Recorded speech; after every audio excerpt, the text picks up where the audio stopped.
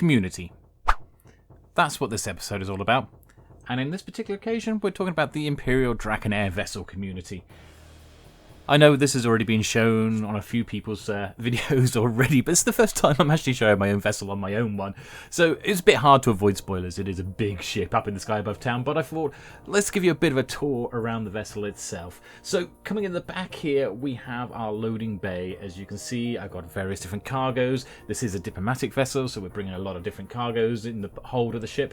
Yeah, we've got a couple of cannons on board, but you know, there are pirates out there and we have to defend ourselves as we're going around there, but otherwise we bring a lot of nice little trade to the city, and this cargo bay area is filled up with various different types of benign cargoes, hay and everything else like that. These studs on the pillar there, that was an addition by Lady Bex. When I was building it, she came up and she pointed that out, and I was like, that's a really cool idea. And this hatch at the front here is my little escape hatch. This was actually where I originally scaffolded up on a bit of dirt to actually build the ship, and I thought, actually, when I took it away, there was a hole left, and I thought, actually, that'd be great to put an escape hatch there, so I did that. If we come up to the next deck, we've got this balcony here that overlooks the back landing loading bay area of the ship itself, and then we come through to here, and you find it feels very clustered in here. It's kind of got that kind of old galleon feel. That was the idea I was going for. So we've got all these bunk beds and everything else like that, where the normal ratings would turn around and sleep, and you've got a couple of tables and stuff that are tucked in here just so that they got a little bit of space to sort of associate between their shifts and when they're not required. And then we've got a couple of what I'd imagine would be like the senior officers' quarters there, so they have their own quarter away from the rest of the ratings, whereas the ratings all have to sort of bunk it in together.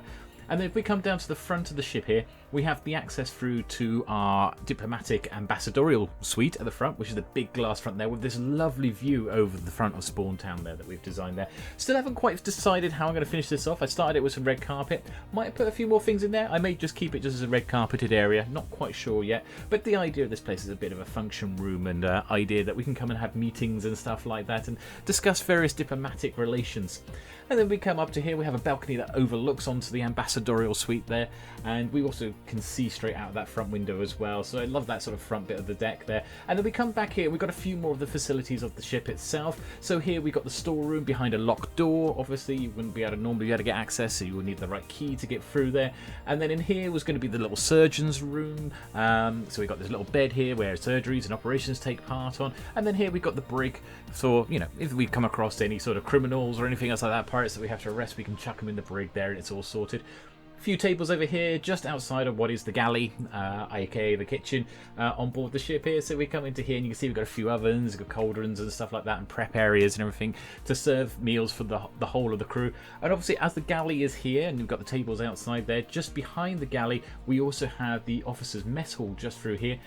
I'm thinking I might want to do a little bit more, maybe to decorate the walls up in here as well, because it doesn't feel too fancy for the officers' quarters. But we've got a few chairs around the table there, and they've got a nice view at the stern of the ship there as well, at the back.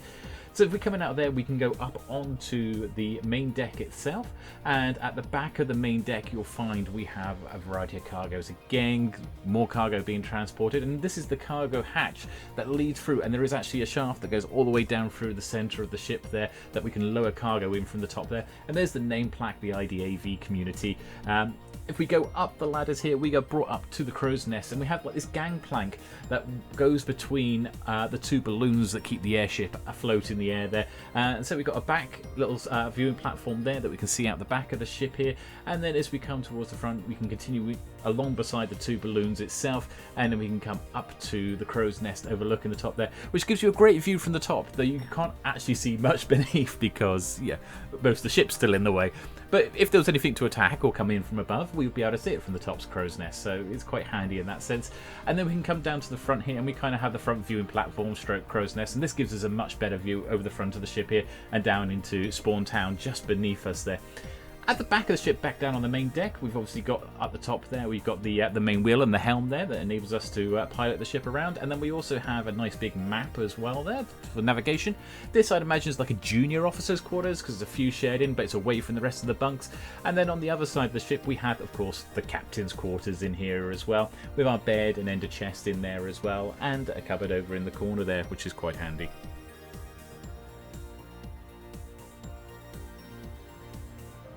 So as I said last episode, we were thinking that we needed to have a bit more of a presence in town. Everyone else has a spawn base. I felt like I needed my own base, so I thought, let's do it in my style. Let's build ourselves a vessel that we can come over, a diplomatic vessel, hover over in a very Draken style sort of system. But coming over here seems to have caused a little bit of a stir, and people have started firing on our ship as soon as we've turned up.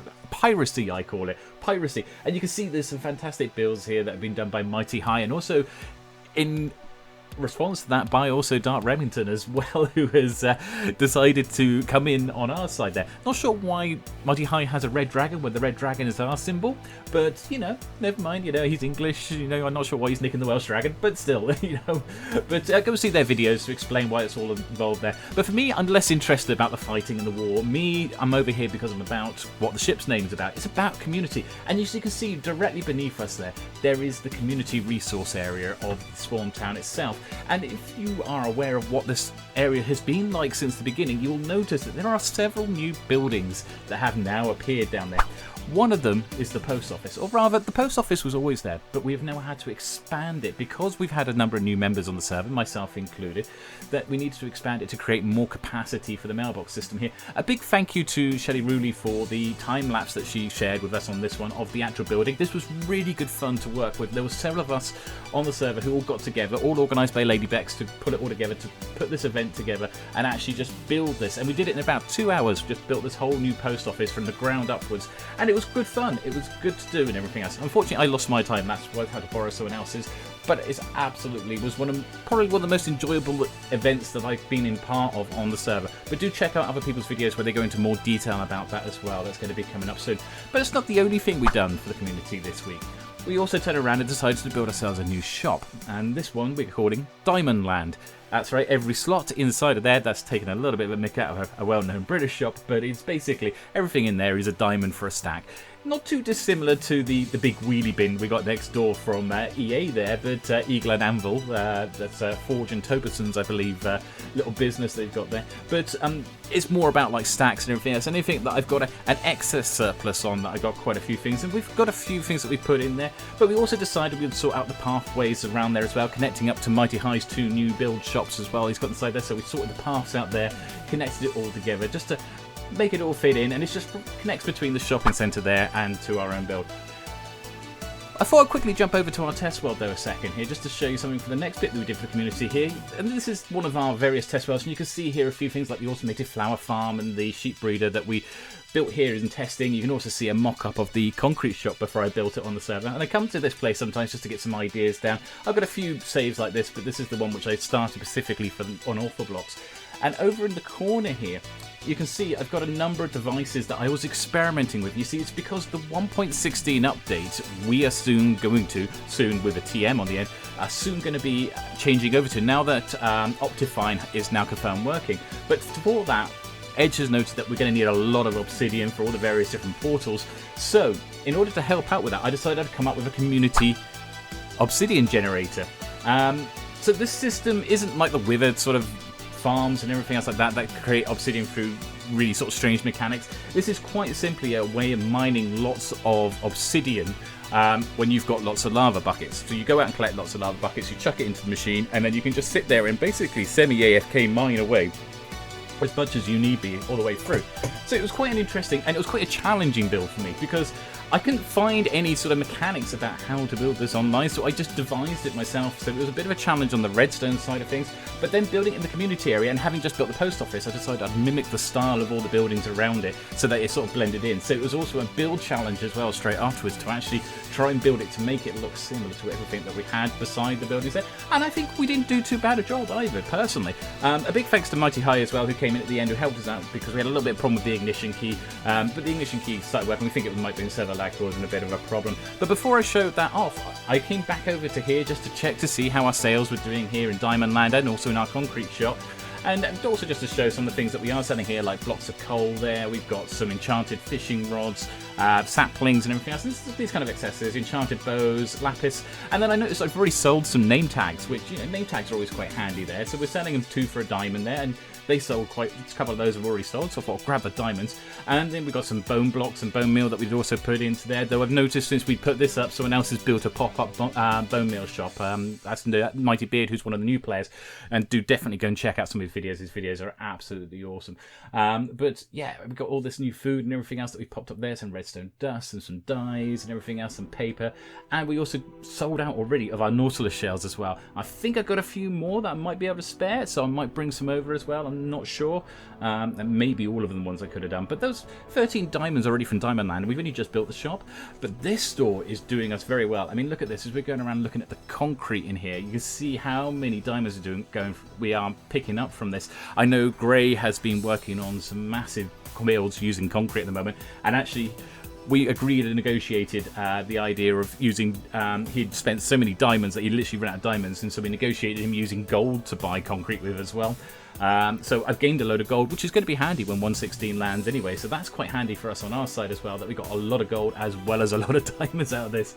And to be honest, this shop in itself, this shop has been absolutely a little diamond mine, because I've had to restock this several times, and I have made quite a fortune in diamonds so far, and I've only been here a couple of weeks. This was well worth it. I may have to end up seeing if I can find someone to help us with this shop. But coming back to the Obsidian Generator here, just to quickly show how it works. We come into the actual Obsidian farm here, we drop in lava buckets into the chest at the top here, and then to get it started we press the button and lava drops out of the bottom dispenser, and water very briefly appears in the top dispenser, which then causes obsidian to appear. We can then mine the obsidian, and when it breaks it drops into the hopper, which then causes the system to trigger and to activate the next bucket of lava and water, so that it gives us another obsidian block immediately. And then the bottom chest there is where we just pick up all the pieces. Coming out of there, we can come back around to the new build that we built. We can show it off properly here that we built as a community. So down here we've got like a community resource center here, so you've got various different crafting stations and chests and everything else like that. And it was just, as they were building it, we realized there was space for a basement and something in there, and so we decided we'd do something like this down in the bottom here, and it looks really, really quite cool. Actually, I quite like it down here. It's quite nice to have these sort of community resources together, but it's the upstairs was the main function and purpose of why we were building this. And they've rearranged all the mailboxes, so even though this is where the old mailbox side is and I'm one of the newer guys, I'm over on this side because everything's in alphabetical order. So my mailbox now appears over there, and then we got more space for more over on this side as well, as you can see. So there's a few spare mailboxes as well, but for the most part, just in case we need them, for the most part we've pretty much filled it up already with the new players and everything else. And then we come out here and we got a lovely balcony stretching away there.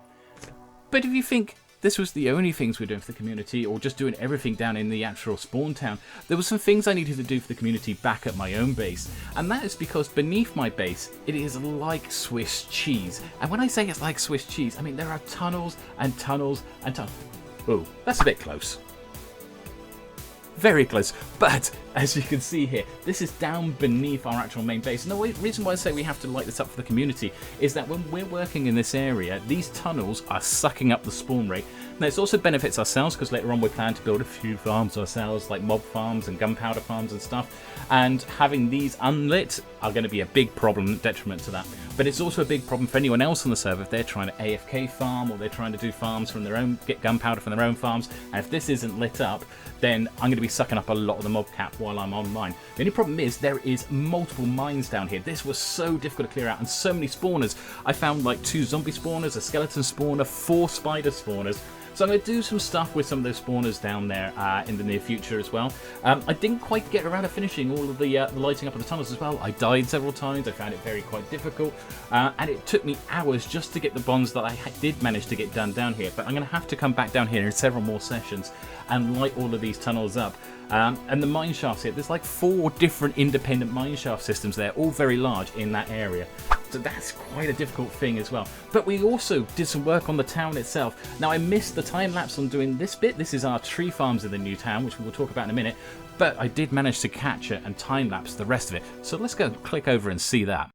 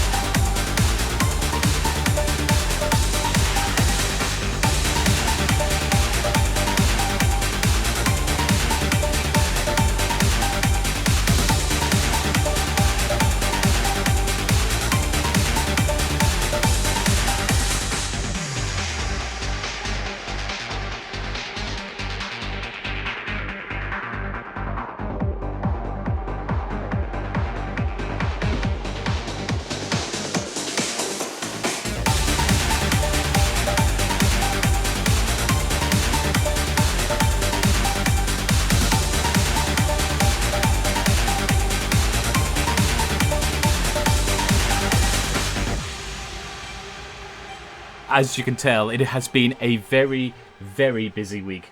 These are the new tree farms that I mentioned just at the beginning of that time lapse here. So these are designed, they're not like automatic tree farms or anything else like that, but they're designed to make it as efficient as possible when growing trees. So the spacing here enables me to put down oak trees. They will grow to a height that enables me to always be able to actually chop them down with an axe. They're not going to grow too tall or produce too many branches.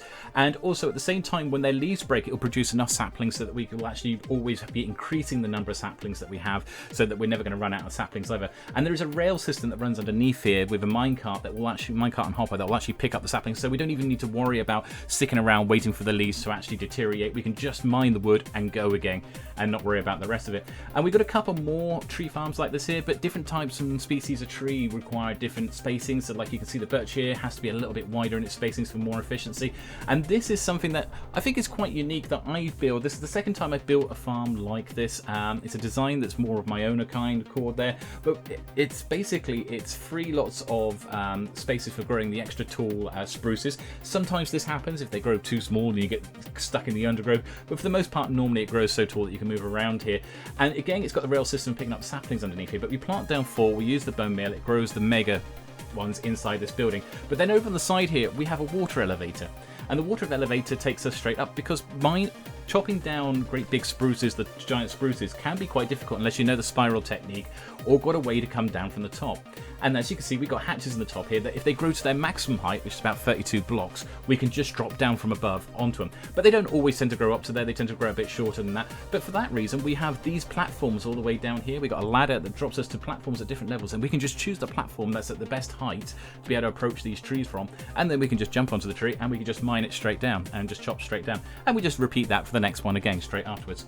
The final tree farm we did as well, of course, is the Acacia as well. I don't use as much Acacia as I do the other woods, but I do use them with the fencing, or they're trapdoors, but I use the trapdoors like fencing, so it is worth us having some in there. They do require a lot more space than the birch anyway for growing. This is something else we built in here. This is a zombie farm that we built. We found a little zombie spawner just down on this side here as well while we're doing all our tunneling and digging. And thinking that the trade hall is only over there, zombie flesh is very handy. So this isn't even an XP farm. This is literally just, we're farming zombie flesh here. And I can turn this farm on and off. This is the great thing about this. There are redstone lamps inside the spawning chamber itself. So when I turn the whole thing off, or when I turn that switch on so it powers the redstone, it turns the lights on there, which stops the spawner from spawning, which means if we need to actually think about conserving lag and everything else at any point in time, we can switch that farm off and it's not going to be a problem. And I think we'll do that with all of our spawning farms. Coming down to here, you can see that we've built this little cannon tower in the corner and a little bit of a dockside. I'll probably build some ships down here on the dockside in the future. And plus, we've got these little archways where I'll probably build some shops and facilities in there. They're currently boarded up at the moment because I haven't got around to doing those. This warehouse design I love. This is like a little shrunk down version of one I built on my previous server, but it's based on a design from the Breton area in Elder Scrolls Online, so it was just kind of a design, but I thought I'd do as an expansion to the Sweet Fairy farm beside us. And then finally we have this farm over here, and if it lets us in and the door doesn't just shut in our face, you guys should be able to work out what kind of farm this is. It's a manual farm, but you should be able to work out what kind of farm it is there. And so there we have it. It's been a very, very busy week. Thank you for joining us. I am Draken, this is the DrakenGameWerks, and now we might be a war brewing. Not so sure I want to get involved in it, but just in case, we better start prepping this ship. Have a good one.